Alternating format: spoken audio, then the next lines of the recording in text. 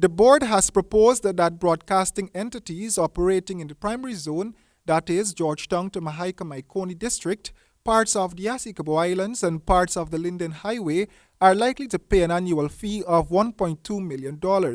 That means a more than 50% decrease in fees.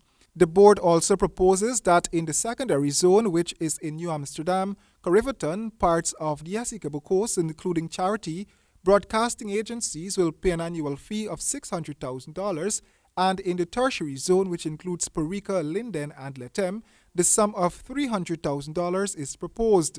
Nightly News spoke with head of the Guyana National Broadcasting Authority, Mr. Leonard Craig, on Monday. For now, our deliberations led us to believe that that is what is sustainable, that the television broadcasting owners can continue to be viable, and the fee can also be acceptable for us to fulfill our mandate as an authority.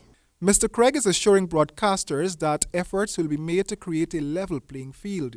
Like everything else, the research is continuing, and if we believe at a later date the industry can sustain something higher or lower, we will definitely be moving in that direction. What has been made very clear is that whether or not a broadcaster's business is financially viable, the fees must be paid. The fee should be considered to be a what I'll call an overhead. And it's one of those unavoidable fees when you get into the business. So you get into the business, you must pay your taxes. You get into the business, you must pay your electricity rates. Whether business is good or bad, you got to pay it. And it is one such fee that you must pay once you get into the business. If you find yourself in a position where you could no longer afford the fee, it's a signal that you should get out the business. The authority plans to pay keen attention to the conduct of all broadcast houses based on proved guidelines. The authority will also review and offer advice on issues based on those guidelines.